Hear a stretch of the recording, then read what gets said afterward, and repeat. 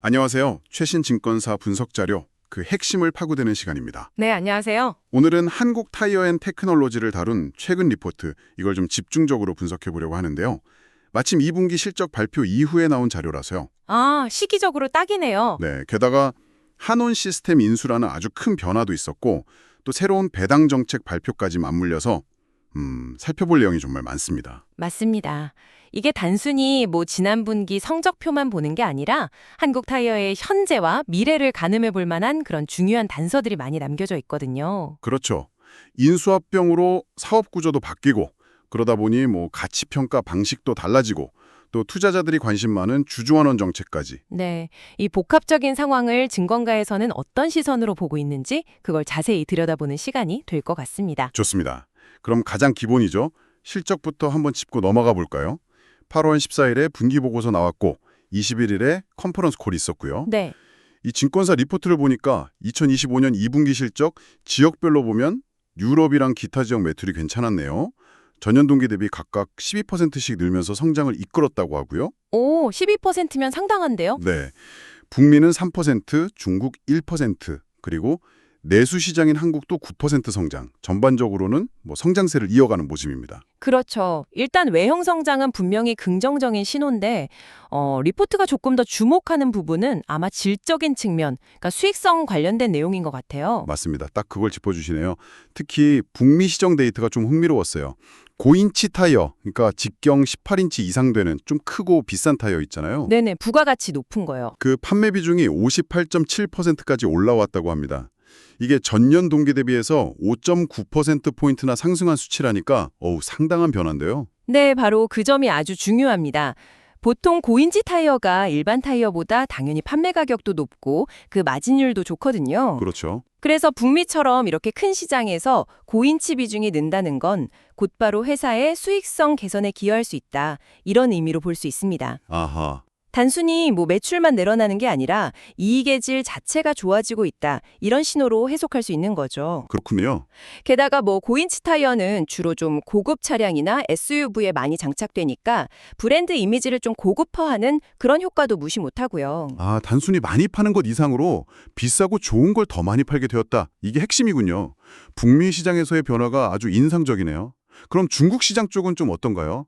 거기도 리포트에서 긍정적으로 봤다고 했는데요. 중국 같은 경우는 고인치 타이어 판매 비중이 지난 분기보다는 소폭 반등했다는 점, 그리고 또 하나는 신차용, 그러니까 오이 타이어 판매가 좀 회복세를 보이고 있다. 이 점을 리포트가 좋게 평가하고 있습니다. 오이 타이어 회복세요. 네. 아시다시피 중국이 세계 최대 자동차 시장이고 특히 신차 판매량 영향력이 크잖아요. 그렇죠. 오이 타이어 판매가 회복된다는 건 중국 내 자동차 생산이 다시 좀 활기를 띠고 있다. 이런 신호일 수 있고 이게 앞으로 안정적인 타이어 수요로 이어질 수 있기 때문에 그것도 중요한 포인트입니다. 신차 시장 회복에 대한 기대감이 있고 전반적으로는 흐름이 괜찮은데 혹시 이 리포트에서 이런 성장세가 계속 갈 건지 아니면 좀 위험 요인은 없는지 이런 언급은 없었나요? 이 리포트는 주로 이제 2분기 실적 분석하고 앞으로 전망에 초점을 맞추고 있어서요. 거시경제 변동성이라든지 원자재 가격 변동 같은 그런 일반적인 위험 요인 외에 이 성장 추세 자체에 대해서 깊은 우려를 표명하거나 그렇진 않습니다. 아, 그래요? 다만 결국 하반기 실적이 이러한 긍정적인 흐름을 잘 이어가서 실제로 이익 개선으로 나타나는지 그게 중요하다고 강조는 하고 있어요. 결국 숫자로 증명해야 한다. 이런 시각인 거죠. 알겠습니다. 실적 쪽은 고인치 타이어, 그리고 중국 오이 시장 회복, 이게 핵심 키워드였네요. 자, 그럼 이제 정말 큰 변화죠. 한원 시스템 인수권으로 넘어가 보죠. 이걸 인수하면서 한국 타이어라는 기업을 보는 잣대 자체가 달라졌다고 하던데요. 네, 맞습니다. 기존에는 주로 PER, 그러니까 주가 수익 비율이죠. 순이익 대비 주가가 몇 배냐. 이걸로 한국 타이어 가치를 많이 평가했었어요. 네, 흔히 쓰는 방식이죠. 그렇죠. 그런데 자동차 열관리 시스템 쪽에 아주 큰 기업인 한온 시스템을 인수하면서 사업 구조가 타이어랑 이 열관리라는 어떻게 보면 좀 다른 종류의 사업이 결합된 형태로 크게 바뀐 거죠. 그렇죠. 타이어 만들던 회사가 갑자기 자동차 에어컨, 히터, 시스템 이런 것까지 하게 된 거니까요. 완전 다르네요. 그렇기 때문에 이 증권사 분석가는 이제 각 사업 부문 가치를 따로 계상해서 합치는 방식이 더 합리적이다. 이렇게 판단을 한 겁니다. 이걸 SOTP, 영어로는 sum of the parts라고 하고 우리말로는 뭐 사업부문 합산가치 평가 방식 이렇게 부릅니다. SOTP요. 네. 쉽게 말하면 한국 타이어의 타이어 사업부 가치 따로, 또 한온 시스템, 즉 열관리 사업부 가치 따로 산정한 뒤에 이걸 더하고 나서 회사가 전체적으로 지고 있는 빚, 그러니까 순차액금이죠. 총 차액금에서 현금성 자산 뺀 거, 이걸 빼서 최종적인 기업 가치, 목표 시가총액을 구하는 방식입니다. 방식이 복잡해졌네요. 그래서 이 리포트에서는 각 사업부 가치를 어떻게 매겼어요? 구체적으로요? 리포트를 보면 각 사업부의 예상 이비다, 그러니까 법인세, 이자, 감가상각비 빼기 전 영업이익이죠. 여기에 특정 배수, 멀티플이라고 하죠. 이걸 곱해서 영업가치를 구했어요. 네. 구체적인 숫자를 보면 타이어 사업부에는 EV/EBITDA 배수 2.9배를 적용했고요. 열관리 사업부, 즉 한호 시스템에는 4.4배를 적용했습니다. 잠깐만요. 2.9배랑 4.4배요. 왜 이렇게 차이가 나죠? 타이어는 2.9인데 열관리는 4.4. 이 배수는 뭘 기준으로 정하는 건가요? 그냥 분석과 판단이라고 하기에는 차이가 좀 있어 보이는데요? 예리하신데요. 아주 좋은 질문입니다. 이 배수 차이는 결국 각 사업의 특성하고 또 성장 전망에 대한 시장의 평가가 반영됐다고 볼 수 있습니다. 아하.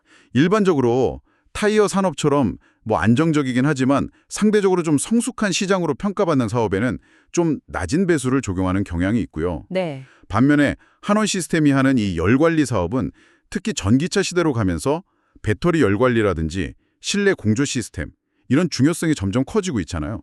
그래서 성장 잠재력이 더 높다고 평가를 받습니다. 그렇죠. 전기차 핵심 부품 중 하나죠. 맞습니다.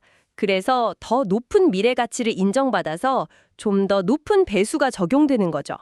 물론 이 구체적인 수치 2.9배, 4.4배는 동종 업계 기업들하고 비교도 하고 과거의 비슷한 거래 사례도 보고 또 해당 애널리스트의 성장성 전망 같은 게 다 종합적으로 고려된 결과입니다. 아하, 그렇군요. 단순히 숫자가 그냥 다른 게 아니라 각 사업의 성장성에 대한 기대치가 녹아있는 결과다, 이 말씀이시네요. 이제 이해가 됩니다. 그래서 이 가치를 합치니까 영업가치 합계가 10조 원이라고 했죠? 네, 타이어 약 5.9조, 열관리 약 4.1조 해서 합이 약 10조 원 정도 됩니다. 거기서 이제 순차익금을 빼서 목표 시가총액을 구했다고요? 네, 리포트에서는 연결 기준으로 순차입금을 약 3.8조 원으로 추정하고 있고요. 이걸 10조 원에서 차감했습니다. 그렇게 해서 최종적으로 나온 목표 시가총액이 6.6조 원입니다. 6.6조 원. 네, 이게 현재 주가 수준하고 비교해 봤을 때 약 24% 정도 상승 여력이 있다 이렇게 보고 매수 투자 의견하고 목표 주가 5만 천 원을 유지하는 근거로 제시하고 있는 겁니다. SOTP 방식으로 계산해서 목표 주가를 5만 천 원으로 유지한다. 근데 시장 참여자들은 이런 가치 변화나 아니면 한원 시스템 인수 시너지 같은 걸 어느 정도는 이미 주가에 반영하고 있지 않을까요? 24% 상승 여력이 있다는 분석이 약간 좀 낙관적으로 보일 수도 있을 것 같은데 리포트에서 이런 시장 반응에 대한 언급은 없었나요? 리포트 자체는 이제 목표 주가랑 현재 주가 사이의 그 차이, 즉 상승 너력을 제시하면서 매수 의견을 유지하는 근거로 삼고 있거든요. 다시 말하면 아직 시장이 이 가치를 완전히 다 반영하지는 못하고 있다, 이런 시각을 전제로 하는 거죠. 아직 저평가 국면이다. 이렇게 본다는 거군요. 그렇죠. 물론 시장 평가는 늘 다양한 요인에 따라 변동하니까 이 24%란 숫자가 절대적인 건 아니죠. 다만 분석가는 SOTP라는 새로운 평가 틀로 계산한 적정 가치가 현재 시장 가격보다 높다고 판단했고 그 근거를 제시하고 있는 거고요. M&A 이후의 기업 가치 평가는 종종 이렇게 시장과 분석가 사이에 시각 차이가 존재할 수 있습니다. 그렇군요. 중요한 건 왜 이런 평가 방식이 도입됐고 또 어떤 가정하에서 목표 주가가 설정됐는지를 이해하는 것이겠죠. 네, 맞습니다. 평가 방식의 변화와 그 결과가 목표 주가에 직접 영향을 줬다는 점, 그리고 시장의 현재 평가와는 좀 차이가 있을 수 있다는 점, 이걸 인지해야겠네요. 자, 이렇게 기업 가치를 새로 평가하고 미래를 그리고 있는데 사실 투자자 입장에서는 제일 와닿는 건 역시 그래서 나한테 돌아오는 게 뭐냐? 이 부분이잖아요. 그렇죠. 배당이죠, 배당. 네, 마침 중장기 배당 정책이 발표됐습니다. 이것도 리포트에서 중요하게 다루고 있죠? 네, 그렇습니다. 8월 20일 공시통에서 발표된 이 중장기 배당 정책, 투자자들 관심이 아주 높은 사안이죠. 크게 보면 두 가지 핵심 내용으로 요약할 수 있습니다. 네, 뭔가요? 첫째는 2025년부터 중간 배당을 실시하겠다. 오, 중간 배당이요? 네, 이전에는 연말 결산 배당만 있었는데 이제 배당 횟수를 늘리겠다는 거죠. 오, 이건 주주 입장에서는 반가운 소식이겠네요? 그렇죠. 그리고 둘째, 이게 더 중요한 내용인데 배당 성향 목표치를 제시했습니다. 배당 성향 목표치요? 네, 배당 성향이라는 게 회사가 벌어들인 당기 순이익 중에서 얼마만큼을 주주들한테 배당금으로 돌려주냐, 이걸 나타내는 비율이잖아요. 네. 주주 환원에 대한 의지를 아주 확실하게 보여주는 것 같은데요? 맞습니다. 구체적인 목표 연도 2027년 그리고 수치 35%를 명시적으로 제시했다는 점에서 이건 매우 긍정적으로 평가할 수 있습니다. 그동안 시장에서 꾸준히 요구해왔던 주주 친화 정책 강화, 여기에 대한 화답이라고 볼 수 있죠. 회사가 미래 이익의 상당 부분을 주주들과 공유하겠다, 이런 약속이니까요. 야, 듣기만 해도 기대가 되는데요? 그런데 이 증권사 리포트는 약간 좀 다른 얘기를 하는 것 같아요. 이 발표에도 불구하고 단기적인 투자 심리 개선 효과는 좀 제한적일 수 있다. 이렇게 분석했다고요? 네. 장기적으로는 분명 좋은 소식인데 왜 당장 주가 부양 효과는 크지 않을 수 있다고 보는 걸까요? 그게 궁금하네요. 네, 리포트는 그 이유를 크게 두 가지로 설명하고 있습니다. 첫 번째는 2025년의 상황이에요. 2025년이요? 네, 중간 배당 시작하고 배당 성향 확대 계획이 시작되는 첫 해인데 공교롭게도 미국 테네시 공장하고 헝가리 공장에 대한 증설 투자가 예정돼 있습니다. 아, 투자가 있군요. 네, 대규모 자금이 투자되는 시기에는 아무래도 배당금을 그렇게 공격적으로 늘리기가 현실적으로 좀 어렵지 않겠냐, 이런 분석입니다. 즉, 약속은 2027년에 향해 있지만 당장 내년에 눈에 띄는 배당 증가는 기대하기 좀 힘들 수 있다, 이런 시각인 거죠. 아하, 계획은 원대하지만 시작부터 약간 브레이크가 걸릴 수 있다, 이런 거군요. 2025년에 다른 데 써야 할 돈이 많아서 배당 확대 속도가 좀 더딜 수 있다. 네, 이해했습니다. 그럼 두 번째 이유는 뭔가요? 두 번째 이유는 조금 더 장기적인 관점의 불확실성인데요. 바로 한우 시스템 잔여 지분하고 관련된 풋옵션 문제입니다. 풋옵션이요? 네, 한국타이어가 사모펀드인 한앤컴퍼니, 한앤코피라고 하죠. 여기서 한온 시스템 지분 일부 50.5%를 인수했는데요. 한앤코피가 여전히 가지고 있는 나머지 지분 약 40%에 대해서 풋옵션, 그러니까 이 지분을 정해진 가격에 한국타이어한테 되팔 수 있는 권리를 가지고 있습니다. 아, 되팔 수 있는 권리요? 그러니까 한앤코피가 원하면 한국 타이어가 그 남은 지분을 다시 사줘야 한다는 건가요? 정확합니다. 그리고 그 풋옵션 행사 가능 시점이 공교롭게도 아까 말씀드린 배당 성향 35% 달성 목표 연도인 2027년 1월부터입니다. 2027년 1월이요. 딱 그때네요. 네.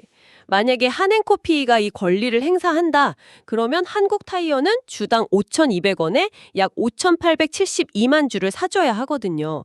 계산해보면 대략 한 3,053억 원 정도 됩니다. 상당한 규모의 자금이 필요하게 되는 거죠. 와, 3천억 원이 넘는 돈이네요. 아니, 배당을 대폭 늘리겠다고 약속한 바로 그 시점에 이렇게 예상치 못한 큰 지출이 생길 수도 있는 위험이 있다는 거군요. 그렇죠. 듣고 보니 목표는 참 좋은데 당장 내년부터 큰 투자가 있고 2027년에는 3천억 넘는 돈이 나갈 수도 있는 풋옵션 변수까지. 이가 투자자 입장에서는 이 배당 계획을 마냥 환영하기는 좀 어려울 수도 있겠다는 생각이 드는데요. 약간 희망 고문처럼 들릴 소지도 있어 보이고요. 네, 그런 해석 충분히 가능합니다. 물론 한앤코피가 반드시 풋옵션을 행사한다는 보장은 없어요. 그때 한올 시스템 주가 상황이라든지 다른 여러 요인을 보겠죠. 네. 하지만 이런 잠재적인 대규모 현금 유출 가능성 자체가 하나의 불확실성 요인으로 작용할 수 있다는 겁니다.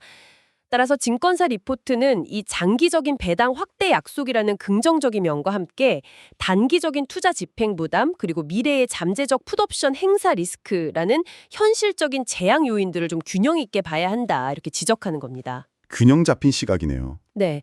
그래서 이 배당 정책 발표 하나만으로는 단기적인 주가 상승 모멘텀을 만들기는 좀 어려울 수 있고 결국에는 하반기 실적이 얼마나 좀 견조하게 개선되는지를 통해서 현재 시장에서 평가받는 가치, 즉 주가가 SOTP 기반의 목표 가치에 수렴해 갈 수 있을지, 다시 말해 저평가된 부분이 해소될 수 있을지를 지켜봐야 한다. 이런 결론으로 이어지는 것입니다. 결국 장기적인 청사진은 매력적인데 단기적인 현실의 벽 그리고 미래의 안개 같은 불확실성이 같이 있다. 이런 분석이네요. 정말 종합적으로 판단해야 하는 그런 상황인 것 같습니다. 자, 오늘 한국타이어를 다룬 증권사 분석 자료를 통해서요. 최근 실적의 핵심 동력부터 한호시스템 인수 후에 달라진 가치평가 방식, 그리고 야심찬 배당 정책과 그 이면의 제약 요인들까지 참 다각도로 살펴봤습니다. 네. 북미 고인치 타이어 판매 호조 같은 긍정적인 영업 흐름도 있었고 SOTP 도입으로 가치를 재평가하려는 시도, 또 중장기 주주 환원 강화의 의지를 보여준 점 분명히 의미 있는 내용들이었죠. 그렇죠. 하지만 동시에 단기적인 투자 부담과 2027년 풋옵션이라는 잠재적 리스크도 함께 안고 있다는 점을 이 리포트는 아주 명확하게 짚어주고 있네요. 네, 이번 분석은 정말 한 기업을 둘러싼 여러 중요한 요소들, 그러니까 영업 실적, 또 대규모 M&A 같은 전략적 결정, 그로 인한 재무 구조나 가치 평가의 변화, 그리고 마지막으로 주주와의 약속인 배당 정책까지 이 요소들이 어떻게 서로 좀 복잡하게 얽혀서 영향을 주고받는지를 잘 보여주는 그런 사례라고 할 수 있습니다. 네, 그렇네요. 증권사의 시각은 결국 이런 모든 요인을 종합적으로 고려해서 현재의 투자 매력도를 판단하고 미래 가치를 예측하려고 한다. 이 점을 확인할 수 있었고요. 리포트의 결론처럼 결국 하반기 실적이 이런 긍정적인 요인들을 잘 뒷받침해주고 또 잠재적인 부담 요인들에 대한 우려를 어느 정도 상쇄시켜줄 수 있을지, 그게 앞으로의 주가 흐름이나 기업 가치 재평가에 중요한 분수령이 될 것으로 보입니다. 여기서 한 가지 더 생각해 볼 점은 이것 같습니다. 결국 이 보고서가 우리에게 던지는 질문은 이거 같아요. 한국타이어가 성장 투자, 그리고 주주환원 약속, 또 예상치 못한 현금 유출 가능성이라는 이 세 가지 과제를 앞으로 어떻게 조율해 나갈 것인가. 그 균형점이 중요하겠네요. 네, 특히 2027년 배당 성향 35% 달성 목표 시한하고 풋옵션 행사 가능 시점이 딱 맞물리는 점이 상당히 흥미로운데요. 회사가 이 장기적인 약속을 지키기 위해서 단기적인 재무 부담을 감수할 건지, 아니면 현실적인 제약을 고려해서 속도 조절에 나설지, 혹은 예상치 못한 변수에 어떻게 대응할지 여러 선택의 기로에 서게 될 수 있습니다. 그렇죠. 앞으로 회사가 어떤 재무적인 선택들을 해나가는지, 그리고 시장은 그 과정에서 드러나는 여러 신호들을 어떻게 해석하면서 기업 가치에 반영할지, 이게 향후 몇 년간 지켜볼 중요한 관전 포인트가 될 것 같습니다.